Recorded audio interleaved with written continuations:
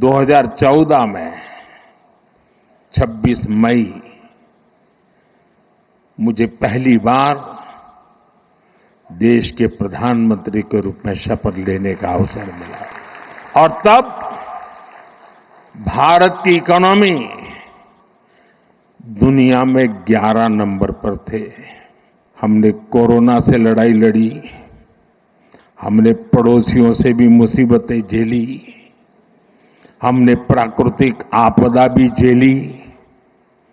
In सब के बावजूद भी इतने कम समय में हम 11 नंबर की इकोनॉमी से 4 नंबर की इकोनॉमी पहुंच गए, क्योंकि हमारा ये लक्ष्य है। हम विकास चाहते हैं, हम प्रगती चाहते हैं। पंतप्रधान नरेंद्र मोदी यांनी अलीकडेच गांधीनगरमध्ये गुजरात अर्बन ग्रोथ स्टोरीला 20 वर्ष पूर्ण झाल्यानिमित्त पार पडलेल्या कार्यक्रमात भाष्य केलं, ज्यामध्ये जागतिक आर्थिक महासत्ता बनण्याच्या भारताच्या अविश्वसनीय प्रवासावर प्रकाश टाकण्यात आला। 4 नंबर से 3 नंबर पर ले जाने के लिए अनेक अडचणींमध्येही शाश्वत विकासाची ही खरोखरच अद्भुत कहाणी आहे। यामुळेच भारतीय अर्थव्यवस्था जगाच्या लक्ष केंद्रित झाली आहे। पंतप्रधान मोदींच्या नेतृत्वाखाली 2014 पासून भारतीय अर्थव्यवस्थेनं जागतिक स्तरावर मोठं यश मिळवलं। पंतप्रधान मोदींच्या दूरदर्शी धोरणांमुळे आणि धाडसी सुधारणांमुळे भारत उत्पादन क्षेत्रात असो किंवा संरक्षण क्षेत्रात आत्मनिर्भर होण्याच्या दिशेनं वेगानं वाटचाल करतोय। कोरोना नंतरच्या काळात जेव्हा रशिया युक्रेन युद्ध आणि आता मध्य पूर्व संघर्षामुळे जागतिक अर्थव्यवस्थेत मोठे बदल झाले, तेव्हा भारत अजूनही मोठ्या अर्थव्यवस्थांमध्ये सर्वात वेगानं वाढणारा देश म्हणून उदयास आला। The Indian economy presents a picture of strength, stability and opportunity. First, strength comes from the strong balance sheets of the 5 major sectors: corporates, banks, households, government and the external sector. Second, there is stability on all 3 fronts: price, financial and political, providing policy and economic certainty in this dynamically evolving global economic order. Third, the Indian economy offers immense opportunities to investors, both domestic and foreign, through 3 Ds: demography. We have a high proportion of the working age population which is growing. It is becoming more literate, it's becoming more educated, more skilled, urbanized. Then there is the third D, the second D, the digitalization. We have very advanced and sophisticated public digital infrastructure. And domestic demand is the third D, which we are talking about over here, which is very important given the trends of deglobalization. This 5x3x3 matrix of fundamentals provides the necessary core strength to cushion the Indian economy against global spillovers and propel it to grow at a faster pace. RBI governor Sanjay Malhotra यांनी स्पष्ट केल्याप्रमाणे ही मजबूत आर्थिक चौकट भारताच्या अर्थव्यवस्थेला जागतिक स्तरावर अधिक उंचीवर घेऊन जाण्यासाठी सज्ज आहे। आरबीआयचा अंदाज आहे की जरी जगाला दीर्घकालीन युद्ध आणि व्यापाराशी संबंधित अनिश्चिततेचा सामना करावा लागला, तरी 2025-26 मध्ये भारताचा वास्तविक जीडीपी वाढ 6.5% राहण्याची अपेक्षा आहे, जे जगातील सर्व प्रमुख अर्थव्यवस्थांमध्ये सर्वाधिक असेल। सरकारी थिंक टँक असलेल्या नीती आयोगचा अंदाज आहे की भारताचा जलद आर्थिक विकास पुढील 2 ते 3 वर्ष सुरू राहील।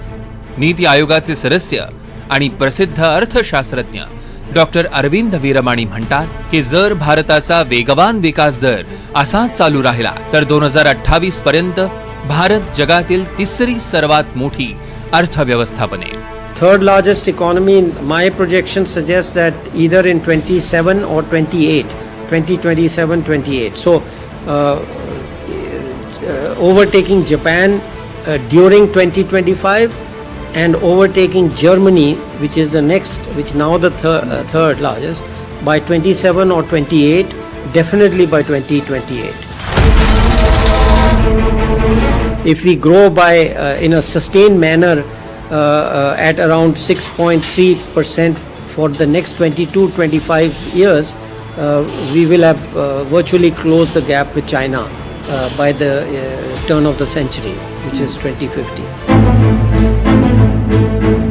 अमेरिकेचे अध्यक्ष डोनाल्ड ट्रम्प यांच्या टॅरिफ धोरणांमुळे निर्माण झालेल्या अनिश्चितता, मंदी आणि आर्थिक संकटांशी संपूर्ण जग झुंजत असताना भारताच्या आर्थिक धोरणांमुळे देशाला या परिणामांपासून मोठ्या प्रमाणात सुरक्षित ठेवण्यात आलं. मोदी सरकारच्या या धोरणांपैकी सर्वात महत्त्वाचा उपक्रम म्हणजे आत्मनिर्भर भारत अभियान.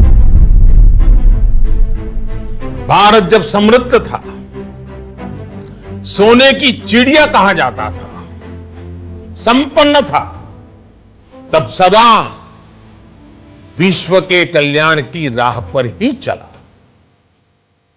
वक्त बदल गया, देश गुलामी की जंजीरों में जकड़ गया. हम विकास के लिए तरसते रहे. आज फिर भारत विकास की ओर सफलतापूर्वक कदम बढ़ा रहा है. तब भी विश्व कल्याण की राह पर अटल है. याद करिए, इस शताब्दी की शुरुआत के समय Y2K संकट आया था. भारत के टेक्नोलॉजी एक्सपर्ट्स ने दुनिया को उस संकट से निकाला था. आज हमारे पास साधन है, हमारे पास सामर्थ्य है, हमारे पास दुनिया की सबसे बेहतरीन टैलेंट है. हम बेस्ट प्रोडक्ट्स बनाएंगे, अपनी क्वालिटी और बेहतर करेंगे, सप्लाई चेन को और आधुनिक बनाएंगे. ये हम कर सकते हैं और हम जरूर करेंगे.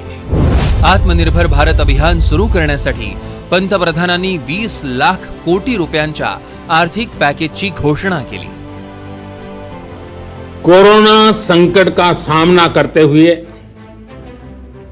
नए संकल्प के साथ मैं आज एक विशेष आर्थिक पैकेज की घोषणा कर रहा हूं. यह आर्थिक पैकेज आत्मनिर्भर भारत अभियान, आत्मनिर्भर भारत अभियान की अहम कड़ी के तौर पर काम करेगा. साथियों, हाल में सरकार ने कोरोना संकट से जुड़ी जो आर्थिक घोषणाएं की थी, जो रिजर्व बैंक के फैसले थे और आज जिस आर्थिक पैकेज का ऐलान हो रहा है, उसे जोड़ दें तो ये करीब करीब 20 लाख करोड़ रुपए का है. 20 लाख करोड़ रुपए का है. ये पैकेज भारत की जीडीपी का करीब करीब 10% है. इन सबके जरिए देश के विभिन्न वर्गों को आर्थिक व्यवस्था की कड़ियों को 20 लाख करोड़ रुपए का संबल मिलेगा, सपोर्ट मिलेगा. 20 लाख करोड़ रुपए का एक पैकेज 2020 में देश की विकास यात्रा को 20 लाख 2020 में आत्मनिर्भर भारत अभियान को एक नई गति देगा. आत्मनिर्भर भारत के संकल्प को सिद्ध करने के लिए इस पैकेज में लैंड, लेबर, लिक्विडिटी और लॉस सभी पर बल दिया गया है.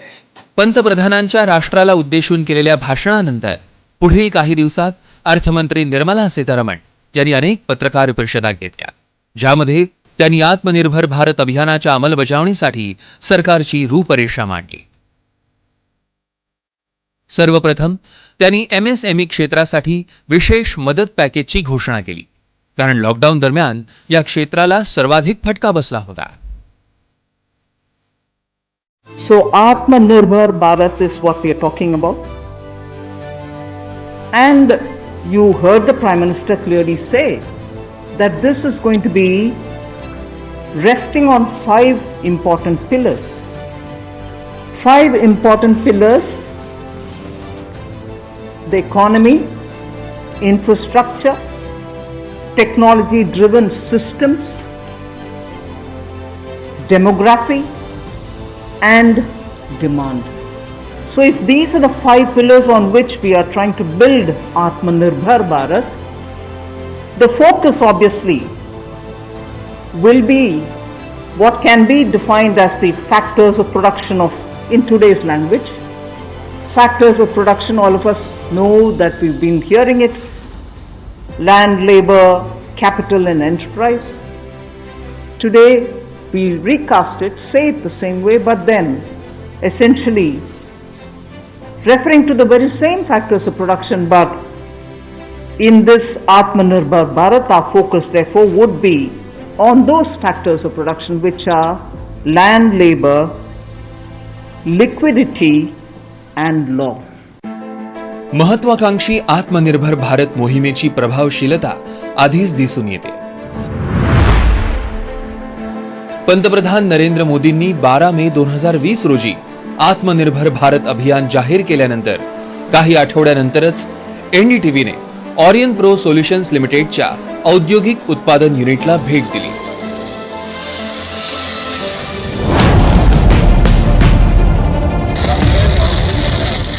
पाच वर्षानंतर MSME युनिटमध्ये अनेक पटींनी वाढ झाली आहे.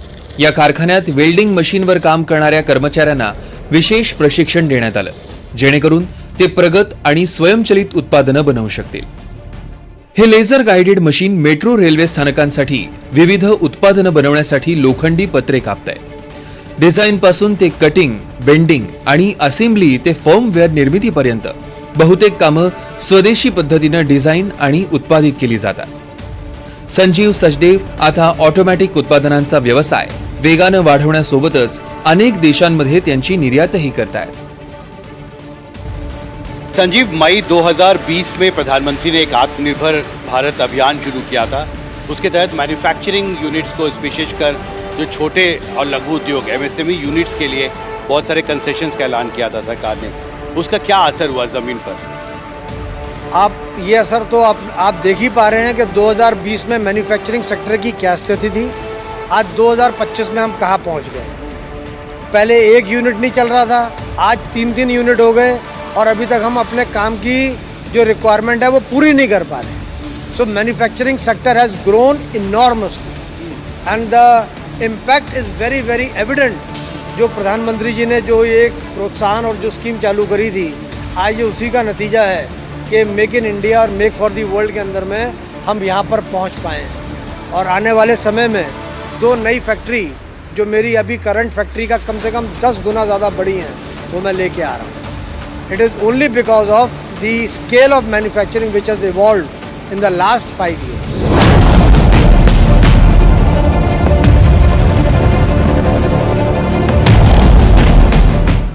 हे उच्च दर्जाचे automatic fare gates Delhi metro, Kanpur metro आणि चेन्नई मेट्रोसाठी बनवले आहेत. येथे स्वयंचलित तिकीट वेंडिंग मशीन्स देखील बनवण्यात आल्या, ज्या दिल्ली, चेन्नई आणि कानपूरच्या मेट्रो स्थानकांवर बसवल्या जातील.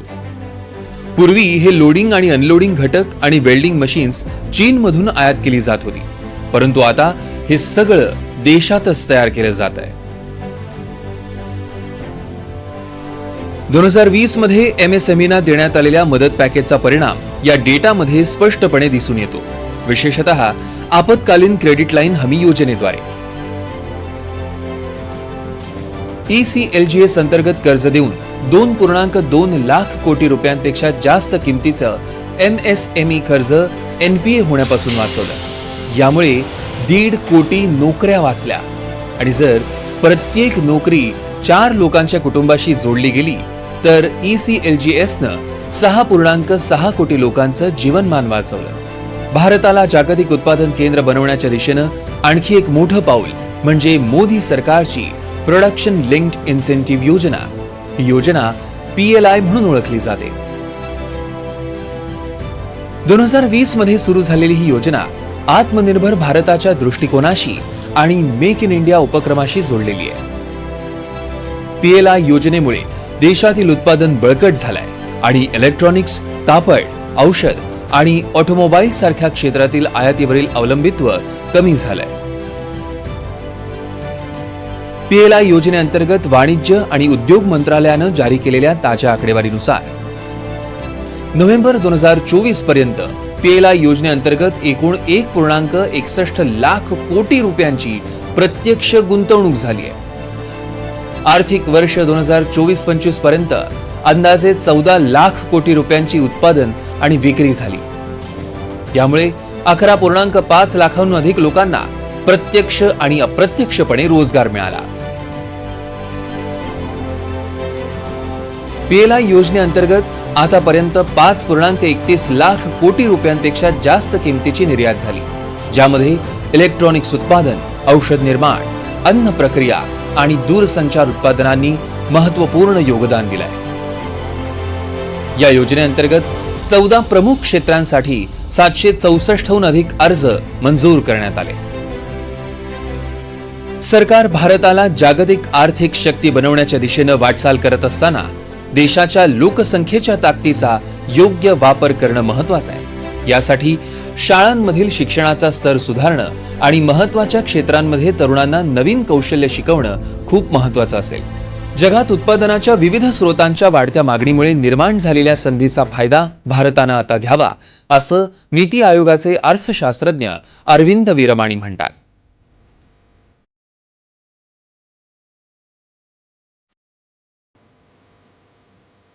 या दिशेनं मे 2025 मध्ये भारत आणि UK यांच्यात झालेल्या फ्री ट्रेड ॲग्रीमेंट YA करारामुळे भारताच्या निर्यात क्षेत्राला मोठे फायदे मिळण्याची अपेक्षा आहे. वाणिज्य मंत्रालयाच्या मते जवळजवळ 99% टॅरिफ लाईन्सवरील शुल्क काढून टाकल्यानं भारताला फायदा होईल, ज्यामुळे व्यापार मूल्याच्या जवळजवळ 100% व्याप्ती होईल. त्यामुळे भारत आणि ब्रिटनमधील व्यापार वाढवण्याच्या मोठ्या संधी उपलब्ध होतील. भारत आणि अमेरिका बहुपक्षीय आणि परस्पर फायदेशीर द्विपक्षीय व्यापार कराराच्या पहिल्या टप्प्यावर वेगानं एकत्र काम करत आहेत. 2025 अखेरीस हा करार पूर्ण करण्याचं लक्ष्य आहे. मार्च 2025 पासून भारत आणि अमेरिकेनं बाजारपेठेतील प्रवेश, स्वच्छता, फायटोसॅनिटरी मानके, डिजिटल व्यापार, सीमा शुल्क आणि व्यापार प्रक्रिया सुधारणा आणि कायदेशीर चौकटींसारख्या मुद्द्यांवर व्यापक वाटाघाटी केल्या आहेत.